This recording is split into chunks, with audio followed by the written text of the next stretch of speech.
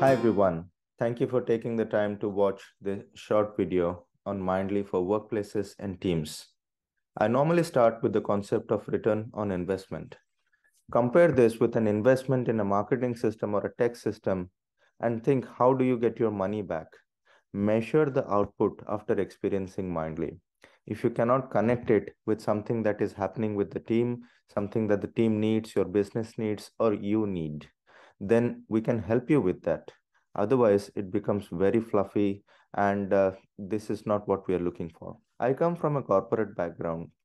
I've spent 22 years in 10 different countries in the automotive technology and investment, and this helps me to be an employee first, then a leader, then a business owner, but not a psychologist.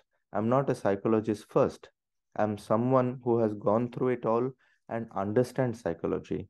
This helps me customize it to teams of all sizes, all cultures, and variety of industries.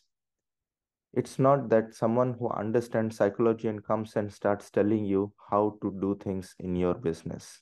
It's someone who has gone through these life events and can connect it so that you can improve your life in a quantitative and qualitative way.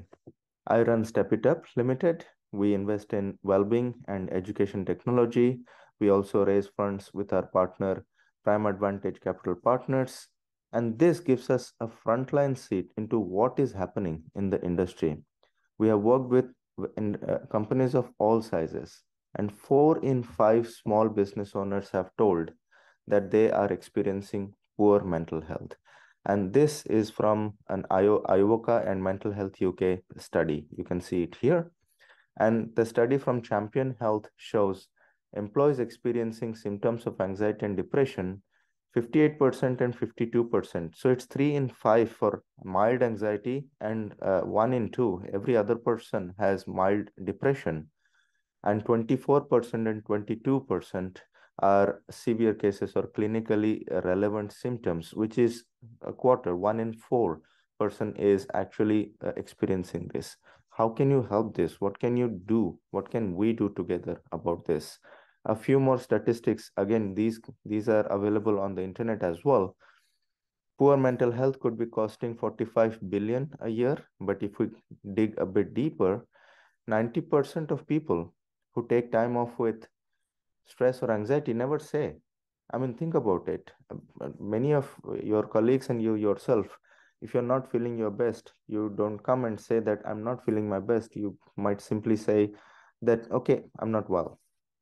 And many of us actually show up to work even when we are not our at best. We call it as suboptimal presentism.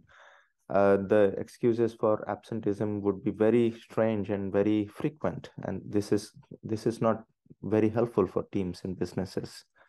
90% of HR managers agree that mental well-being of employees has become a key consideration. 75% of organizations feel that early interventions are important. Deloitte has mentioned for every £1 spent, you can get £5 back on your investment on well-being.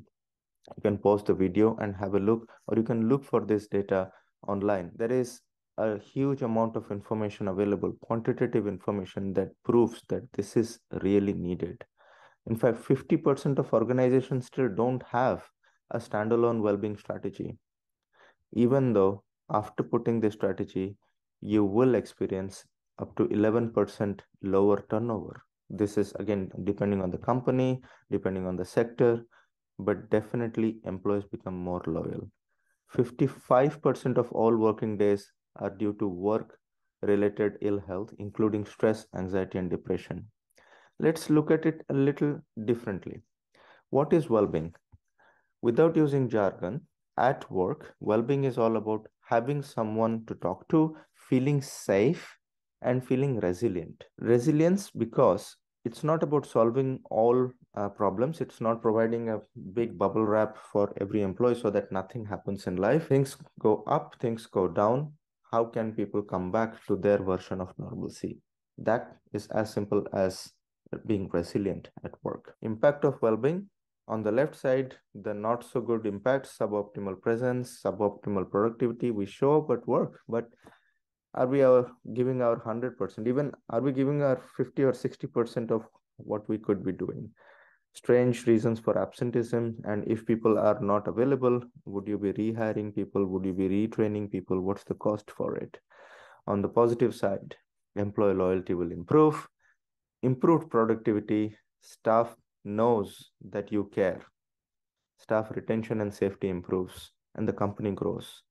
But the one thing that I have seen many times people forget is customer satisfaction improves when you are taking care of your employee well-being. So take care of that. You will see that reflected. Customers come back and say, yes, I felt it. This is my story. I won't go deeper into it. You have other videos that you can watch on it. But on the bottom left, you can see my corporate career. It is spanning 22 years across 10 different countries. But while all this happened, life happened. I lost people in my life. I took bereavement counseling and it changed my life. Initially, I didn't even know. I thought this was burnout and stress. I thought this was the stress of managing pan-European team, managing a huge number of responsibilities at work and so forth. But once I started talking to someone, it really helped. It also encouraged me to get certified in psychology. And then I started just talking to some of my business friends and colleagues, especially during COVID, over an online call, etc. And from there, I actually started Mindly, where people said, what you said, it worked. Can we talk a bit more? I lost more beloved people during COVID as well. And during my counseling session, I got the courage to talk about my childhood abuse. And this is my story. I felt that we really need to talk about it. We really need to do something about it. And there is a gap between what psychologists are talking and what corporate workplace and startup places and scale ups and investment firms are lacking. We are being shy to talk. Can we do a bit more? Is it just fluff or can it be measured? The two KPIs I look for, whatever you do, is it simple and does it work? If it doesn't work, why do it? And if it is not simple, many people won't do it. We will help you identify emotional issues. How do you regulate this? You can navigate this before it becomes so-called mental. How do you process them? How do you manage them? What are the signposts? What are the helplines available? And how do you make it a routine or habit as simple as washing your hands to prevent a pandemic? We'll see. These are some of the tools that we use, and there are more videos available to explain each of them. But yeah, the emotional universe, explaining how to use alternate emotions, how to change your vocabulary.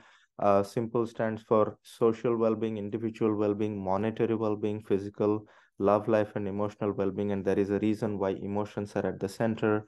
We use the emotions matrix and go to the right side and give you ways to switch from one emotion to another, switch from so-called negative or protective emotions to constructive emotions. And how can it be converted to my SOS at work, my stress OS? How can you come to the green zone, your version of normalcy? We do have recorded programs for people who want to register independently and who don't want to do it in a group version as well.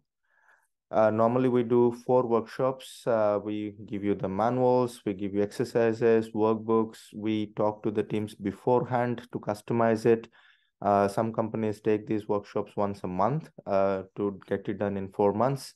Some of them take it once a quarter because one workshop is not enough and we have to keep on practicing as well. Each time we do these kind of things, we do have some preliminary questionnaires, and this gives us a simple score where if someone needs urgent help, we can direct them to NHS or professional who can help them instead of talking in this forum. 80% of situations have not reached there. Doing preliminary and early interventions are very, very useful. And then you can book some hours with me one-to-one, and we can cap it at a specific number of hours that can be shared in the team so that the team can actually manage their budget. We do group sessions, online, in-person, coffee mornings, or afternoons on a Friday as well, depending on the situation. We provide an email helpline where we can answer questions anonymously. We can provide assessments to your company. One-to-one sessions, like I mentioned through Calendly, you can book through us. So here they are: discovery calls, coffee mornings, workshops, free no sales webinars, email helpline, and one-to-one. We change lives by empowering you to change emotions before it goes to the mental well-being side of things as well. If you see around you people being overwhelmed, people facing burnout, emotional breakdowns, worried about the economy and money, dealing with uncertainty, and if you yourself are facing this, call us for a non-obligatory discussion. It's never too early, and don't wait until it is too late. Preventative steps are extremely useful. This is the free webinar we do every week where we have an anonymous link. You can see here, you can take a picture of the QR code, and people do ask me questions without revealing anything. Of course, I do get some spam, but it's worth it because every week I answer questions. I felt the need myself. I felt the need to talk to someone. I felt the need to talk freely with someone. Contact us for a non-obligatory discussion. The least you will have is a wonderful chat over a beverage. Thank you for listening.